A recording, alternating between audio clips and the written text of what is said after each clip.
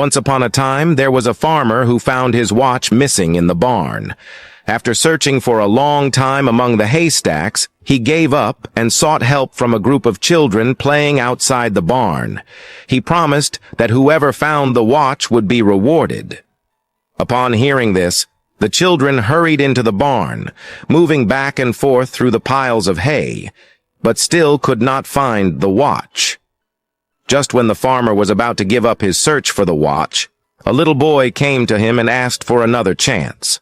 The farmer looked at him and thought, why not? After all, the boy looked sincere enough.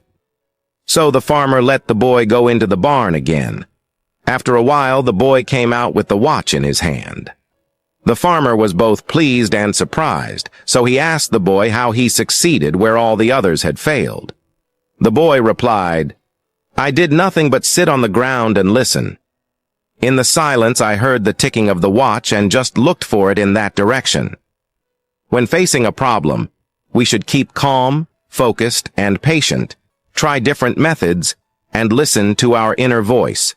Only then can we successfully find a solution in a complex environment. There was an old artist living in a small village. His artistic works were so beautiful that they were often sold at a high price. One day, a poor villager questioned the old man, saying, You have earned a lot of money with your skills. Why don't you help the poor in the village? The butcher in the village is not as rich as you, but he still gives meat to the poor for free. Look at the baker in the village. He is a poor man with a large family, but he still gives bread to the poor for free. The old artist did not respond. He just smiled. The villagers were confused by the artist's reaction and began to spread rumors about the old man, saying that he was very rich. But he was a selfish person who only accumulated wealth and refused to help the poor. One day, the old artist fell ill, but no one in the village helped or cared for him, so he died alone. As days went by, the villagers noticed that the butcher stopped giving meat for free and the baker stopped giving bread to the poor. So the villagers asked the butcher and the baker why they no longer helped the villagers. The butcher and the baker told the villagers that the old artist had given them money every month to help the poor before. Now the old man had passed away and no one paid them, so they stopped giving meat and bread to the poor. The villagers finally realized that the person they hated was the one who helped them. In a university classroom, the students were asked to list what they considered to be the 7 wonders of the world today. The most popular choices were the Great Pyramids of Egypt, the Taj Mahal, the Grand Canyon, the Panama Canal, the Empire State Building, St. Peter's Basilica, and the Great Wall of China. As the votes were being collected, the teacher noticed that one student hadn't finished her list yet.